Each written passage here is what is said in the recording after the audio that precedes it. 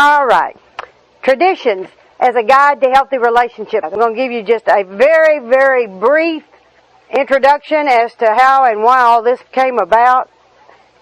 In our group one night, there were about a dozen couples, another dozen couples, there were about a dozen of us that asked an attorney, would she give us a group rate on a divorce? And that wasn't necessarily joking. And because we were all people who had been in the program an amount of time, was not newcomers, and we were all supposedly married to sober alcoholics. Now, somehow in my mind, and in all the rest of us, we had the idea that if they got sober and went to AA, and we got halfway sane and went to Anon, that we ought to be able to make it as couples. It just seemed like that ought to work. Everybody doing their own thing. But that was the problem. Everybody was doing their own thing to the exclusion of having a relationship. And so therefore, that's when we decided, well, maybe, if traditions could keep groups of sicky people working together in a, halfway decent manner, if we could apply that at home. How do you apply it at home? There wasn't anything in our literature, And so we began to study and pray about that. And one summer I sat down and we had all this input from different ones talking or whatever. And so we compiled what we called the 12 traditions. And as you'll note, as we go along, we have reworded them. And then over the years, now this was way back, and over the years, I think this was like 88, the summer of 88. And so over the years, we have developed this. We offered it to World Service, who said, no, thank you. Are we surprised? And it was helpful. Anyway, it wasn't whiny. It was helpful. Outside issue. Anyway, so I thought, okay, well then I'll just write the book. And so that's what you have here, and I had it copyrighted since they didn't want it. So, as you'll see, you have a book, and if you have a partner and they're on the cruise, you can take 2 books or whatever. There's a book for everybody. And so first of all, what is a relationship? What is a relationship? You hear, it's real funny, people come in the program and they want to get well, but they want to have a relationship first.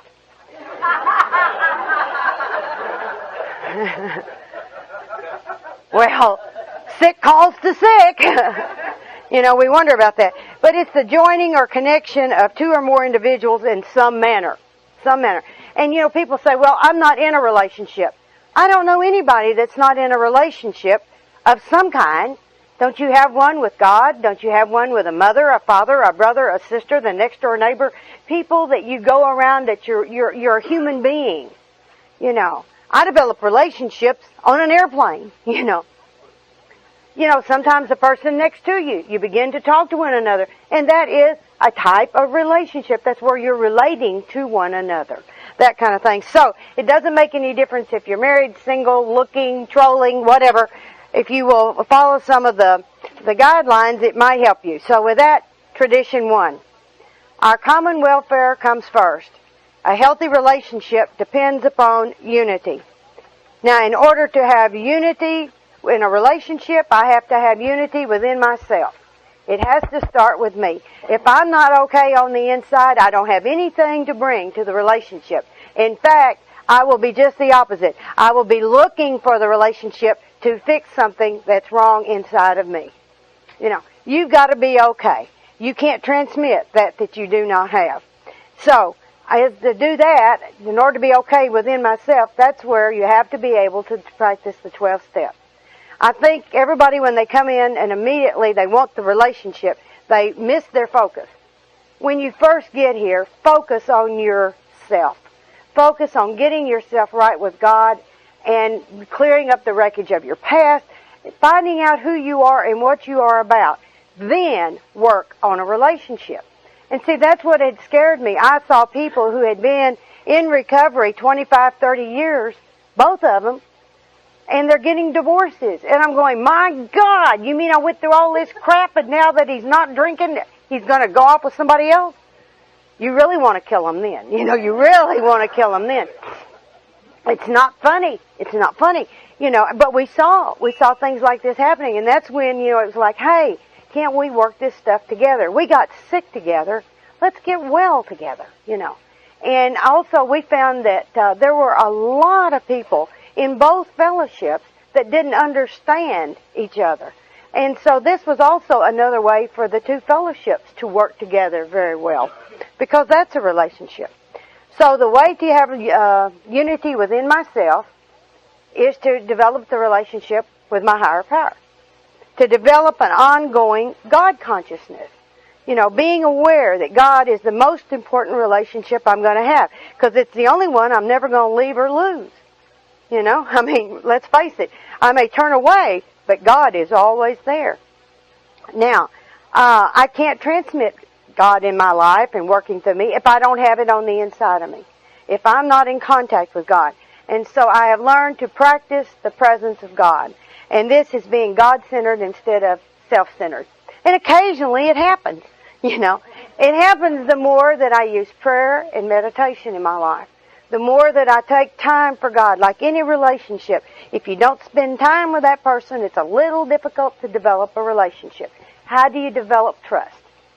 You have to have some evidence, I don't just, used to, I was sort of I'll trust anybody until they do me wrong person, and I had that enough, and then I went the other way to, I'm so cynical, I trust nobody. You prove yourself many, many, many times, and you have one slip and it's all over.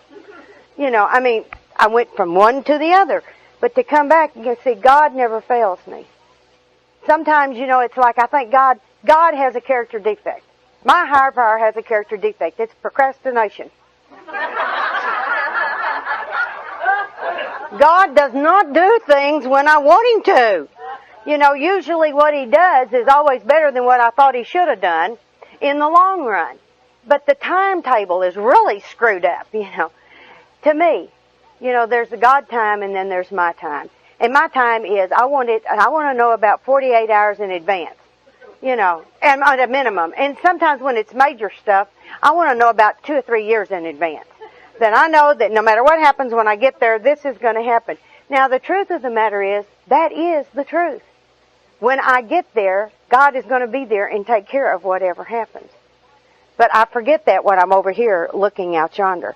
So it's like living in the now, practicing the presence and living right here where your body is right now. Let's not be in Juneau tomorrow, right now. Let's be right here. Be present. Bring your mind, bring your body, right here. Now, the next thing that I find that helps tremendously with unity is acceptance. Accepting things as they are, not the way you want them to be, and accepting people as they are. Much harder. Much, much harder. Because I don't know about y'all, but I get a little obsessive compulsive in my mind, and things irritate me. And they never irritate me a little bit. Because I think about them. Now, if I didn't think about them, I'm sure I could let it pass. But I think all the time. My mind, and my sponsor always says the mind's a dangerous neighborhood. Don't go in alone. Because your mind will do strange things. Now, I decided a few years ago, this is one of my favorite stories, I decided a few years ago that I wanted a garden, a really pretty flower bed in the front of my house. JD had this massive thing in the backyard, so I said, I'll take this. So I have about 15-foot wide flower bed that goes about, 40, 50 feet. And in my non-perfectionist nature, I went to the quarry, and I got these river-washed rocks from New Mexico. And they're white, and they're all rounded, and it took me an entire day out there in the court getting exactly the number I needed, because I had this little template that I had made of a free form, and I put them all down on my little pattern. The guy at the quarry just knew I was nuts. It's 100 degrees, and I'm out there sorting rocks at the court, but I didn't want one rock too many or one rock too few. And I got them all put there, lined them up around my flower bed. I said, God, that's gorgeous, that's gorgeous. Now, across the back under the windows, I planted elephant ears. Across the front, right behind those beautiful rocks, I planted hostas. One solid, one variegated, one solid, one variegated. All the way across the front. Now, between the elephant ears and the hostas, I decided color here. We've done green, we've got white, we need color now. 17 flats of impatiens. That's a lot of little flowers. You just dig, for days.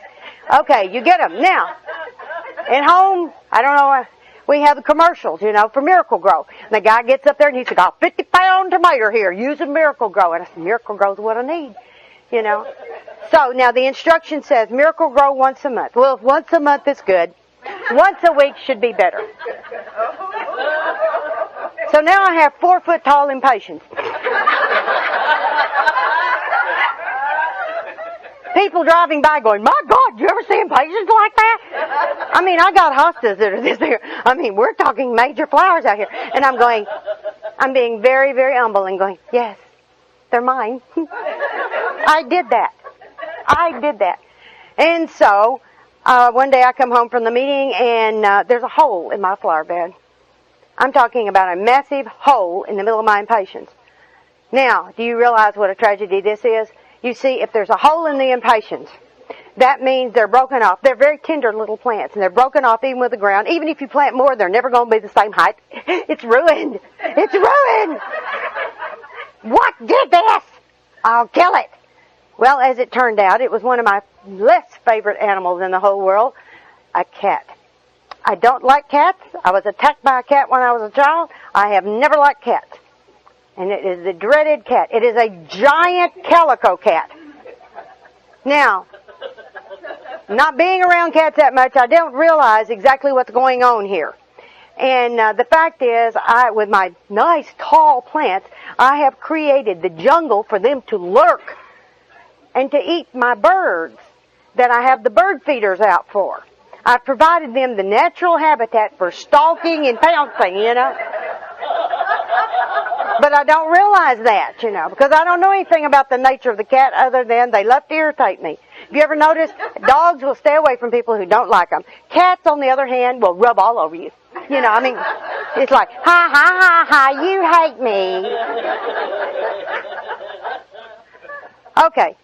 So, I began to ask all these people, program people, how do you get rid of a cat? Now, you'd be surprised. There are many, many home remedies for getting rid of cats. The first was mothballs. Now, they said if you put mothballs, they don't like the smell of mothballs, so there you are. And so I go and I get 4 or 5 boxes of mothballs. And now you can smell our house from 2 blocks away. But the cat loves it. So, we go into plan B, and they said, cracked red pepper. Oh, they get on their paws, they'll hate it. I have a Mexican cat. This cat keeps coming back. You cannot kill this cat. You can't get rid of this cat. And so I just go on and on that whole summer fighting with the cat. And then finally, one of the guys I sponsored had this pellet gun, and so he said, here, you can borrow this. And I said, good. So I pumped up to, like 3 on my pellet gun. I'd come out the front door. By now the cat and I are looking for one another. I'll come out and I'll spy her and she'll spy me. We're like this. And so I shoot her. And I hit her on the butt and she goes, meow. But she comes back. We have an alley-cat. She's doing the same thing, expecting something different. So I pump it up to 6. She comes out, I get her, I shoot her, and she goes, meow, like that. And she comes back again. So the third time, I pump it up to 10. I get my gun ready, and I'm out, and I'm looking, and there she is, and I shot, and I missed her. But I didn't miss the next-door neighbor's house. Now I have knocked a hole in the siding of the next-door neighbor's house. So I decided maybe I shouldn't do that, so I put the gun down. Now, the next spring, we went through this whole process again. Because you see, I haven't accepted the nature of the cat. I haven't accepted. I don't understand. My sponsor's laughing hysterically when I tell her these things. She says, you're going to get it one of these days. She loves to torture me. And so, finally, I decided I have a 38. I'm going to kill it. I'm sick and tired of messing with the cat. The cat will not bother me again. I'm telling you now. I'm going to blow its little happy butt away. So, I was talking to a friend of mine, and he said, well, he shot a dog one time. And he said, that scream I'll never forget. And this guy loves dogs. He raises dogs. But this was a stray dog that kept bothering him. And I said, what did you, he said, I'll never, and so I'm go, oh God, I don't want to listen to a cat scream into eternity. So I said, I guess I'm going to have to accept the cat. What a concept. And so I sat there and I went, oh, this is going to kill me. But I'm going to do it. You see, my sponsor is a sick woman. She tells me to accept stuff to the point you wouldn't change it even if you could. That's a goal. We very seldom get there. But you act as if until it becomes. So I go outside the door. The cat's there like this, and I'm like that. And I said, welcome to my yard, FC.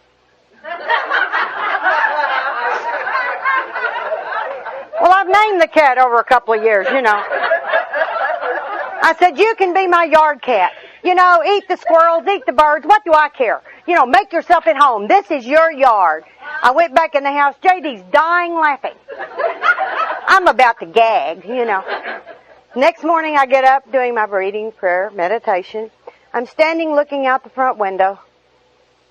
One of my happy squirrels is gnawing a limb off of my bonsai tree. My Japanese bonsai tree. He's eating a limb off my tree. I'm going, I can't believe it. I went tearing out the front door, screaming down the steps, where the hell is my cat? My cat should be eating this squirrel. Where is my cat? And there's a guy driving past, and he's going, and I'm thinking, what's it to you? And then I look down. I'm out there in my underwear. I was a little carried away, I've never seen the cat again until a couple of months ago. Now, it's been years, and I haven't seen the cat. I was up here in British Columbia in a little teeny town called Seashell, staying in this motel, and on the desk was this giant calico cat. And I said, MC, you went to BC. And the cat didn't recognize me. Because I'm sure if he had you, he'd go like this. But the principle there is to accept the nature of things just as they are. And when I did, it went away.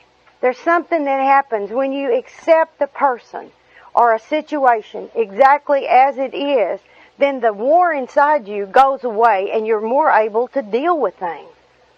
You're more able to get on with life. And then I quit wanting something to be different. I become content when I quit. When I try to fix something, it becomes an octopus on my face. And I can't get it off because I've got to get it done. And it doesn't work. I have to be willing. I have to be willing to be wrong. I don't know about y'all, but this was real hard for me for a long time. I couldn't make mistakes without feeling I was bad and that I was less than. When you have low self-esteem, it's really hard to make mistakes because every mistake you make makes you feel more like a mistake. It affects you. And so I have to do what I need to do to take care of me so that I can bring to relationship instead of going there to feed off of it. I have to know what I'm going to bring. I have to be willing to bring forgiveness. I have to be willing to bring understanding, encouragement. I didn't realize that sometimes, when you're pointing at somebody else and picking out their faults, do you know they make more faults when you're doing that?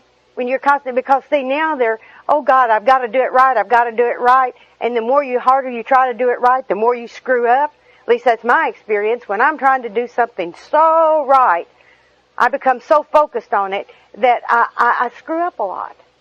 And if I have the freedom to make a mistake, sometimes I don't make near as many mistakes. I have to change my life sometimes. I had to be willing this past year to go back to work after being off for 21 years. Willingness wasn't hard when you thought about eating, but it was a hard transition to make. And, it was through no fault of JD. By the way, for all the JD, stand up. All the people may not know JD.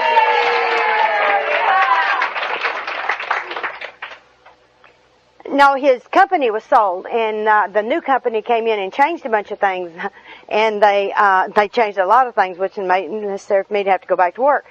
But that was okay. That was okay, because see, I'm willing to work with JD or to do whatever I can for the unity of our home and for the betterment for the both of us. and I could have been resentful a long time, but that wouldn't have made me happy about what I was having to do. And if I can be content about and accept the situation for what it was, and it wasn't JD's fault, it was just a thing that happened. Not everything is a fault. Doesn't have to be blamed somewhere. Shit just happened, y'all, and life keeps going on. And just because you're in the programs doesn't mean that you're insulated to life. Because people are going to come and go out of your life. People are going to die, you're going to lose your jobs, things are going to happen. But we have tools to do with it. Plus, we have all the people who love us to support us through those things. You're going to have to use a lot of honesty. A lot of honesty. You're going to have to quit doing things like, you make me. You make me so mad. You make me feel this. You make me. You don't make me nothing. I have choices. Sometimes I choose to feel that way, but we got to take that if you from your vocabulary. The if, that if is a fantasy word. It means in fantasy. If hadn't happened yet. If you hadn't have done that, well, whatever, And then you've got to take away justification and rationalization. And I used to love a lady, her name was Holly, and she was a long-time member of AA, and she said justification and rationalization are just like masturbation. You're only screwing yourself. And that's true. Because, you're hurting yourself more with that than you're hurting anybody else. You got to develop some communication skills, And you have to be able to be on the same wavelength when you're talking. And it's amazing. Now, JD has a hearing loss. But even if he didn't have a hearing loss, he hears things differently. He hears things differently than how I say them. I don't understand that. I can say to him, honey, I'm having some problems with the washing machine. And you know what JD hears? JD, a good husband would fix the washing machine. Now, I turn around 3 times and my washing machine's in 3,000 pieces out in the washroom, and I'm going, what the hell are you doing? And he said, well, you told me you wanted me to fix the washing machine. And see, that's not what I said at all. Those kind of things. So we have to learn to communicate. It's like, what did you hear me say? How did you hear me say it? When you're seeing something is a little weird, when you say something, you notice how you get a weird reaction? It's like, well, clarify that right then. Don't let it go for 2 or 3 days wondering, just, what did you hear me say? And how did I say that? Another thing is keeping your mouth shut. Now, there's a good way to do that and a bad way to do that, There's that sulking and silent scorn bullshit, which lets everybody know you're mad, even though we might not know why, But that's an attention getter, I love it too. It's the silent treatment. My sponsor says, I just love this. She says, this is the way the most self-centered people get even with you. They deprive you of their conversation or presence.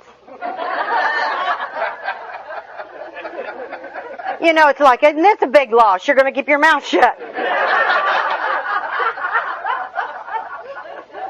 But I know for me, one of the main times I need to keep my mouth shut is when I get scared or feel threatened about something.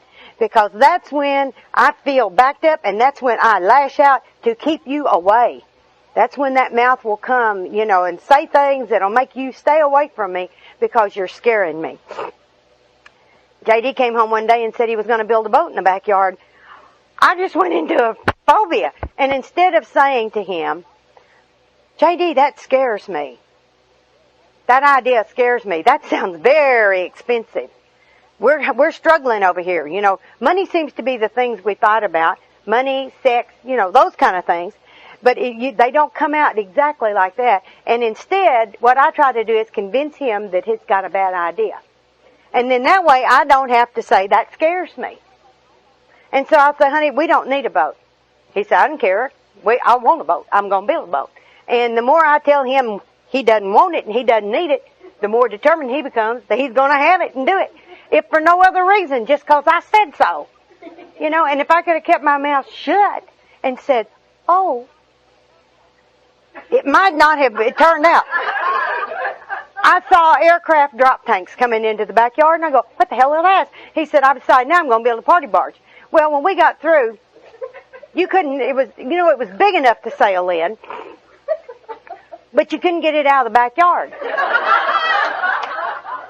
And every time I made a comment about it, it got bigger. And finally, I accepted the fact that that was his dream, and that's what he wanted to do, and so leave it alone. And I told him, I said, I'm sorry for raining on your dream, but it was scaring me, because, see, I didn't know how to be honest about those feelings. And so, when I was honest about the feelings, the next day, guess what? Now, we thought about this for 2 years. He went out there and he had a cutting torch, he's cutting it apart. I said, what are you doing? He said, this isn't what I wanted. But every time you said something, I had to come out here and do more to it. That was how he got rid of his frustration of me telling him what he couldn't have.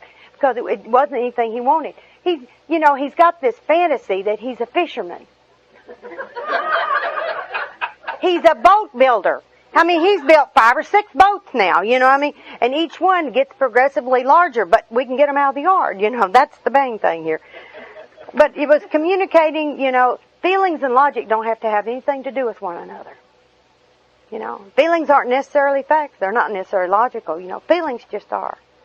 You got to have an open mind. And nothing will slam your mind closed quicker than getting scared. Because when you get scared, you close down, you grab a hold of whatever your idea is, You've got to take yes, but, what if, and I know out of your thinking and out of your vocabulary. And then ask yourself, how important is this? Do you want to be right or do you want to be happy? Sometimes I want to be right. It's just I want to be right more than I want to be happy, obviously. Until I'm so unhappy that I realize, no, I really wanted to be happy. And then how important is it? It's not very important. That's what the amends steps are about. And then argument. What does argument give you when you argue about it? Don't you just dig in on your side? Do you really listen to what the other person says? I listen to the extent of what my rebuttal is to what you're saying. I'm not listening to what you're saying. I'm trying to think of something to top you right over here. But it takes 2 fools to argue. A wise man will not argue with a fool. 2 wise men are certainly not going to argue. So obviously it must take 2 fools to argue, And I don't like that, but that seems to be true, And then you have to look at love versus need. Do you really love? I can remember my relationships were pretty much, I want you, I need you, I love you. Love came after need. Need was more important. I would love you because I needed you. What I had to have in my life. And what I needed, I found, was approval. I needed approval, and I called approval love. And I looked at my mother for a lifetime, and because my mother didn't give me the approval I thought that I deserved or that I needed to have to be okay, I wasn't okay. Because I kept looking for that approval, and I couldn't find it. And so as a result, I took hostages. I'd take hostage, I have to have someone around for me to be okay. That was my approval, someone being around me. And then you have the mind readers, people that I know he was thinking, You don't ever know, and it's a good thing, what other people are thinking. It's really a good thing, because he who walks in another's mind is lost. You can walk, because it's like, J.D. said, well, I thought you were thinking, and I'm going, God, I never think like that. We just don't think alike, And you had to know the difference between a want and a need. A want and a need. I go through and I see it twice. I want that. I need that. It doesn't take long to change, you can go like that. And the truth of the matter is, I don't have a clue what my needs are. Wants are always changing. And the reason you know that, you get this, and God, when I get this, everything's going to be great, And you get that, and then, I got to have a bigger one. I got to have a better one. My wants are always going to be there, telling me. That's the source of some of my discontent, is all those wants, instead of practicing being content with what I have right now. And then you've got to be able to communicate what your needs are to your partner. You got to be vulnerable enough to say, I really need this in my relationship, or I need to talk to you about something, or whatever, and let that other person live. And it helps to have a little balance. What's balance? I didn't have a clue. I just want things my way. Then everything's in balance. Now, we're like a pendulum. When you come in, you're like way over here. And you get a little program, and all of a sudden you're way over here, And it takes a long time before you achieve the balance in the relationship. Like, for instance, I wanted to be around him 24 hours a day because I had to watch him. Had to watch what he was doing, And so I came down on it and they said, let him go. Let him grow up and be whatever it is he needs to be. What'll he turn out? I don't know, but it was bound to be something better, than what you're trying to do here. And so I let go, and boy, did I let go. I went right over here. Now to show you, before I would say, we're going to go to the show tomorrow night, and we're going to see. And so it went from that to, I'm going to the show tomorrow night. If you want to go, that's fine. If you don't want to go, that's fine. But I'm going to go. Did you understand? I'm going without you. And he'd say, okay. And I'd say, I invited him to go to the show. Because, see, in my mind I was telling him he could go with me if he wanted to. See, I was setting him free. But I did it in such a way that he knew or felt that I didn't want him to go. But, see, I really wanted him to go. But my pendulum was way over here. I didn't know how to communicate that to him. So it took a while to have some balance there. You have to have balance in a lot of areas. And meditation and prayer is what makes you a better partner. That's what brings the balance into my life. And being able to accept progress, not perfection. And that's in my partner as well as myself and the other people. Remember, sometimes doing the very best you can, you screw up. Doing the very best you can. And so you've got to be able to allow that other person to do that too. Tradition 2. For our family or relationship purpose, there's but one authority, a loving God as He expresses Himself in our informed family conscience. Each partner is God's trusted servant. Neither governs. I love in our understanding of selves, it talks about arrogant, smug, self-righteous, and dominating. My inventory. This is where I play God because it made me feel indispensable. I was needed, And also gave me the divine right to manage and control. And where unity doesn't exist, love can't exist either without being damaged. Humility exists when this tradition is practiced. Control was comfortable because I was afraid. Control freaks are very fearful people. That's the reason you need to control. Because if you can control everything out there, you don't have to deal with the fear in here. It makes everything seem okay to you. But the thing about it is, with control comes the big R, responsibility. If you're in control and something goes wrong, it's your baby. But my thing was, you didn't follow the directions. You see, if you'd have followed the directions, then it wouldn't have happened, Because, see, that was always my out. There's the justification and rationalization, the blaming coming out again. But it was because of the low self-esteem. And not having God in my relationship accounts for the lack of quality in my relationship. It also meant I wasn't going to have many close relationships. I couldn't have but one friend at a time. I didn't know how to do more than one in my life. I didn't know how to love different people. It was just all or nothing, and it would just suck the blood out whoever I was with. It was too much. Now, in this, you notice, it says an informed family conscience is needed.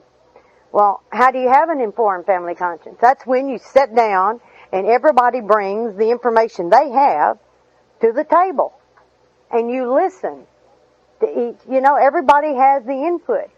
And then you make the decision. Well, how do you make the decision? Well, sometimes it's not hard because you both agree on something. But say you don't agree on something. We try to pray about it and then we come back and discuss it again. You see, we brought God into it now. You go back and you pray about it. And what happens usually is either we can negotiate, you can give in, they can give in a little, or a third solution nobody thought about has appeared. There's just something that happens when you bring God into that decision-making process. And that's what I call an informed family conscience. You can do it with 2 people, you can do it with 6 people. We have some friends had kids, and everybody had a voice on things that were going to affect the whole family as a whole. Timing is real important too. The moment somebody walks in the door is not the best time to pounce on them with a major decision. And that decision can be, where do you want to eat? Isn't it funny how nobody wants to take responsibility for picking out the restaurant? Does anybody have that problem? Y'all want to go out and eat? You know, where you want to go? I don't know. Where do you want to go? I don't know. Where do you want to go? Well, I'd like to, oh, you want to go there? Oh my God. Well, no, I guess we don't go there. Then you don't go, well, I don't care where we go. Okay. But, oh God, did you have to come here? Isn't that amazing? It's amazing. You know, all of that crap over, where are we going to eat tonight? You know, like it was the end of the world and you weren't going to get another chance at it. You know. But I would think about something all day long. I've gone through all the ins and outs. I've done the whole committee process. And J.D. walks in the door. Guess what? And I lay it on him. He hasn't had time to set down his lunch bucket to do anything. Now, I've had all this time to think about it all day, and I want him to give me an answer in 3 seconds. And he doesn't even want to hear it right then. He wants to come in, sit down, relax, and get the end of his day. You know? And it's like the self-centeredness and the excitement that builds in you. It's so hard to keep your mouth shut and wait for the right time to present. Because my mama used to say to me, when I'd want to know something right now, she says, well, I need to think about it. And I'd say, well, let's think about it. Either you do or you don't. She said, you want an answer right now? No. So that has worked really well. You know, if you want an answer right now, if I don't have time to think about it, no. Because that's putting too much. I don't have time to pray about it. I don't have time to do anything about it. You know, hey, just give it a rest. The way we made decisions, like for instance, we went to buy a new vehicle. And J.D. had in his mind what he wanted, a sports car. I had in my mind what I wanted, a station wagon. What, do you see anything for a problem here? So we get to the car dealership, and after the fight, we bought a truck. Nobody wanted that. That was our decision-making process. You know, so we'd each give in so that the other one wouldn't be happy.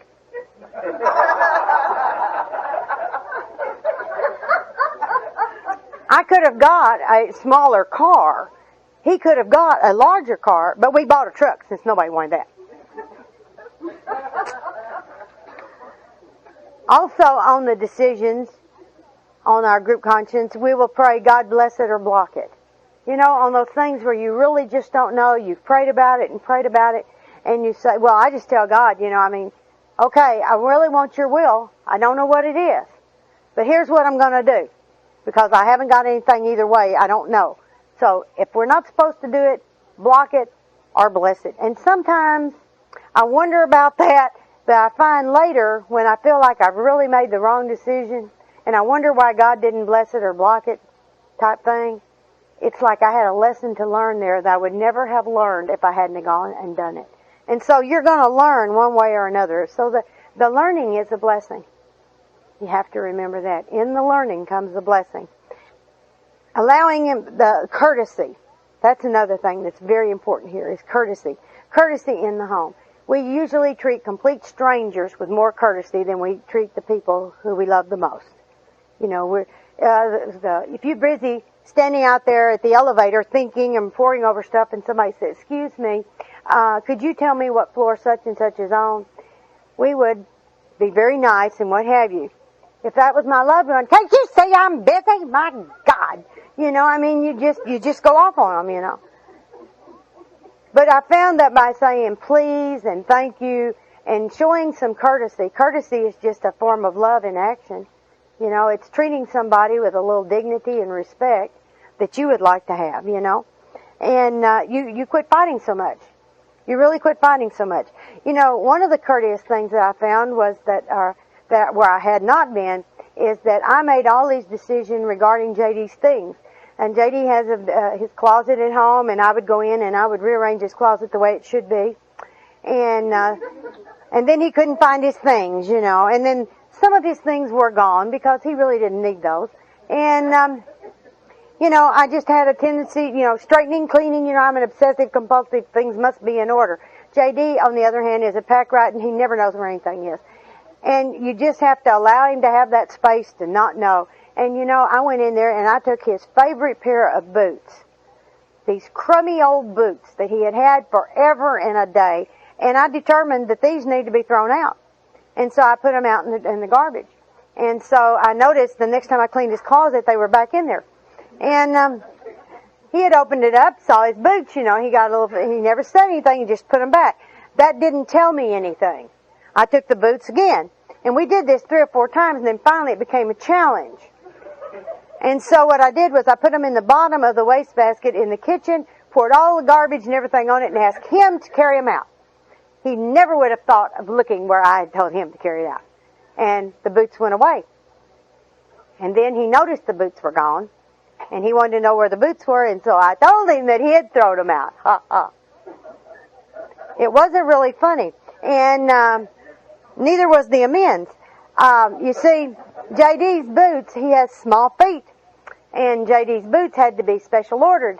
And it cost me a fortune to get him, but they weren't the same as his old boots, you know. And my sponsor really jumped me about that. And she said, how would you like it if he went and took something of yours? And you see, I had never thought about that. She said, can't you extend him a little courtesy? Just a little courtesy where this is concerned? And I thought, well, yeah, I guess I could. But I hadn't thought about it.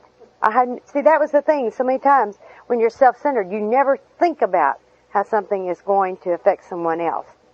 Another thing is when, especially with the portable telephones, is when you get a telephone call and you're sitting in there and you're watching television, don't continue to sit there and talk on the phone in front of the television, because that's really distracting to the person watching the TV program, you know? That's just like one of my pet peeves is sitting at dinner and people getting telephone calls. Or have you ever been, I was at a conference not too long ago where during a speaker meeting, a person got a telephone call and talked on the phone, you know, and I'm going, kill that person, you know, which was not a real kind thought on my part, but I thought, what lack of respect and courtesy for our fellowship, you know, because that's very, very distracting. But those are just different things, you know. We had a fight over the TV remote control. JD wanted to buy 2 when we got the TV. And I said, I don't think that'll work. Y'all remember grumpier old men or whatever when moving the TV from thing to thing? That's probably what we would have had at the house, you know.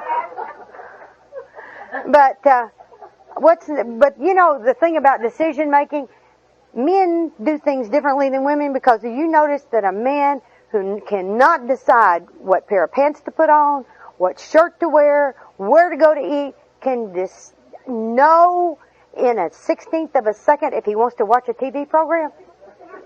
Have you ever noticed it goes by so fast? I mean, your eyes don't even focus. How do you know you didn't want to see that? How do you do that? You know, how do you know that? You know, it's just amazing to me. There ought to be Clickers Anonymous, I swear to God.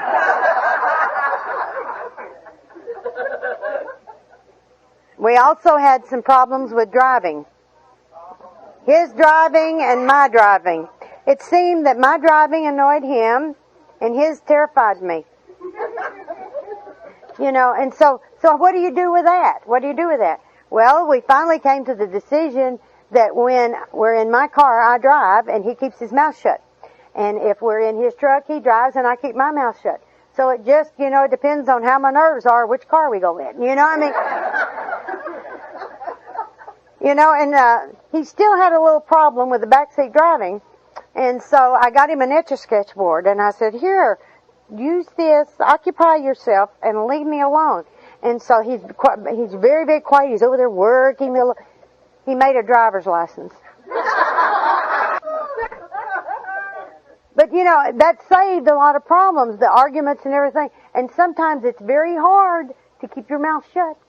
Sometimes it's very, very hard to keep your mouth shut. But that's courtesy, because do you know what happens when you go, look out, watch out? That makes that person that much more prone to do something weird. And, you know, I've also noticed with other people on the road, you know, when they cut you off, or they slam on the brakes, or they do something, or they go through the light. Some days, I'm that person. You know, have you ever got up in the morning and where your reflexes went last night? You have not a clue. And you get up and it's like your mind. The other day I was just zipping along and I went, red light, as I went through it. You know, I mean, my mind said, that was a red light. And I'm going, my God, I can't believe that. What was I thinking of, you know? And fortunately, there wasn't anybody there to hurt. Thank God. But it's like, I left home and I don't know where my mind went, you know.